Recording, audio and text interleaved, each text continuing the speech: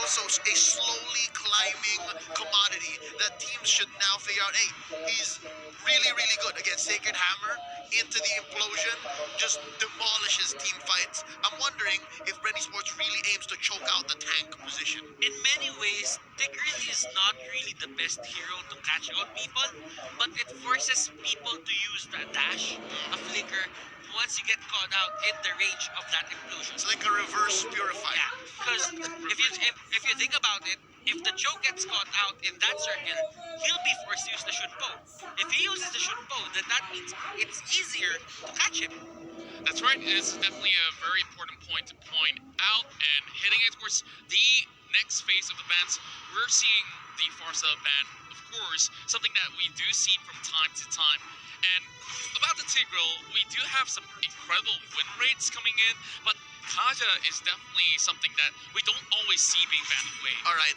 Bren Esports did this in the playoff, in the group stage. Now in the playoffs, they don't want to see the same thing, right? They did this in the group stage where they fielded a Matilda and a Kaja.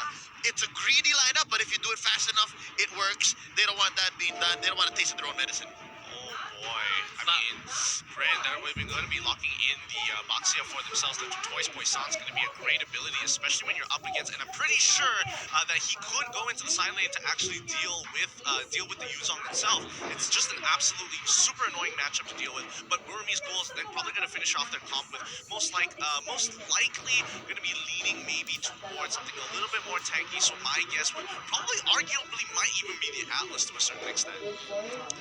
And this Baksha is gonna go to Flap. Pretty sure about it. Yep. He's going to be controlling the lanes. They're gonna put all the damage responsibility solely to Claude. I mean, Lap can do that as well, but you're gonna expect it to come from Few and Carltese. It all depends on what hero Few gets. Yeah, and now in response to that situation, they are bringing in the Lunox as well as Hilda. So let's talk about the Hilda pick right here, because we've seen a lot of beefiness coming in from the side of Bren Esports as well, having great versatility, and now Fuel is going to go in for the last pick to complete the entirety of this lineup. Yep, there you go. El Capitan goes ahead and picks up the Valir, able to push away the Yuzhong, able to push away the Hilda as well. And I'm getting what the Burmese Ghouls are trying to do, right? They're trying to give Carltese a very, very hard early game. This Hilda is going to be on Carltese by minute 0 if he could have his way, right? But I think that it's an I know you know type of situation. So right now it might even be a full-on invade by Kid and Ruby DD. Who knows? I think we should honestly expect Burmese Ghouls to start invading almost from level 1 off the bat against Bren Esports here, and I think that orange buff is going to be highly contested by both teams. And I think, the Valir is the adaptation to say, hey, if I get the Searing Torrents, I have an opportunity to push you away just enough so that my team is able to take away the buff with a single retribution without having to really contest it and put myself in that kind of danger. Yeah, I'm just looking at it right now. This is going to be very interesting. Burmese Ghouls go for their best comfortable strategy. Bren Esports, teams have been noticing that if they go for a marksman jungle, they have a hard time. But right now, they're trying to prove us wrong.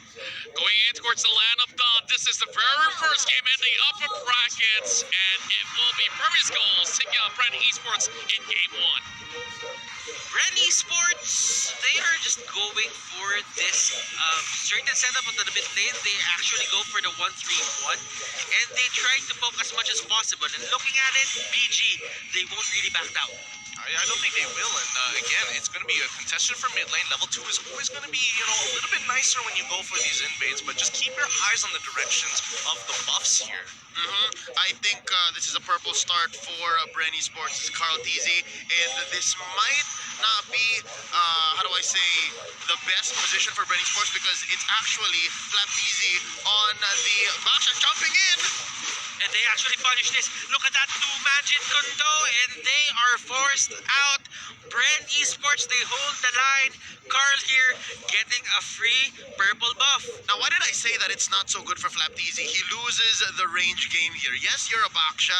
Yes, you have your 2 to help out and close the gap and clear waves. But what's going to happen is you're going to keep trying to freeze the wave and put it underneath your turret. Sure, there is this 10% damage reduction.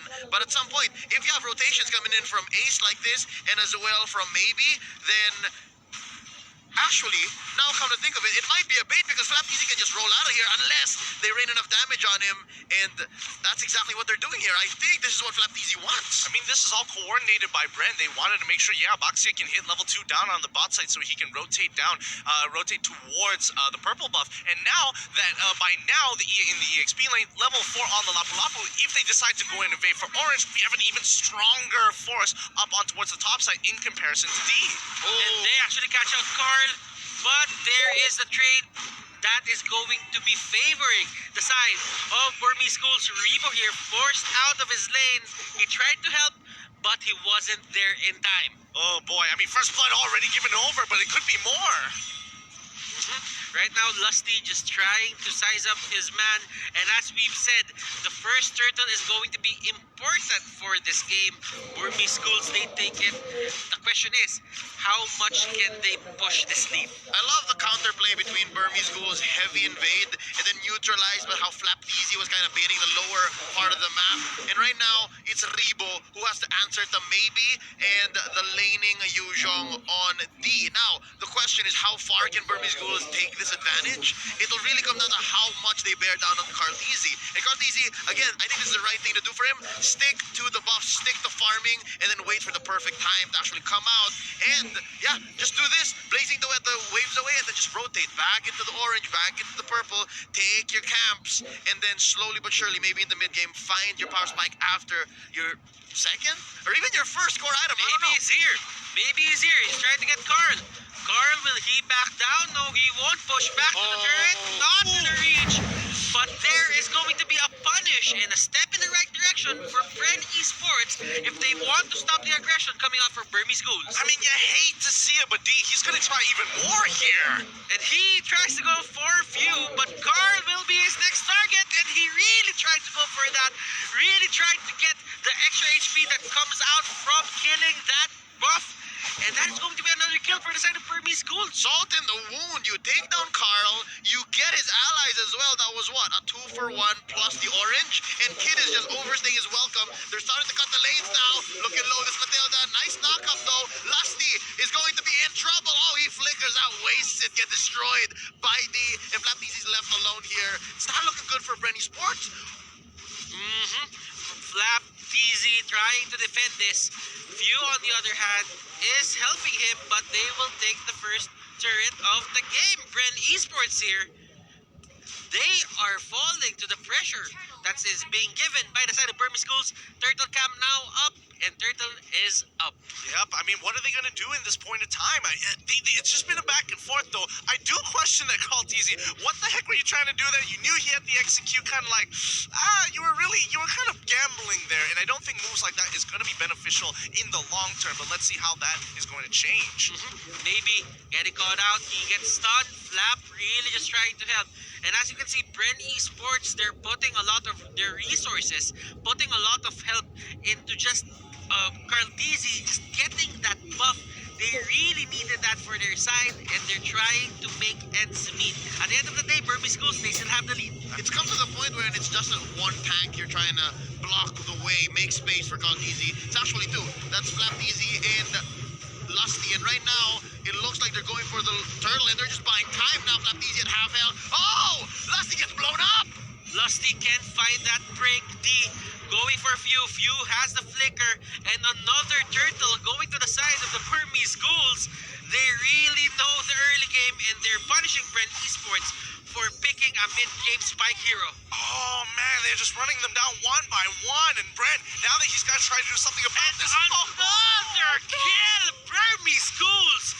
They just go at it. They're not letting Bren Esports breathe. Honestly, does anybody remember what KZP said about this? Because when they said Burmese Schools are great at first turtle, and if they can snowball off of this, they're kind of getting those vibes here right now. And looking at it, Carl just got his Raptor Machete 6 minutes in.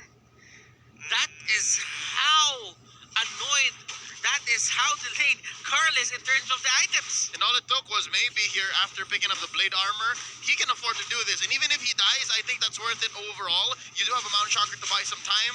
And right now, that's going to be Kid jumping in. Maybe once more. And maybe is not backing down, even if you have the Valor, even if you have the Baksha.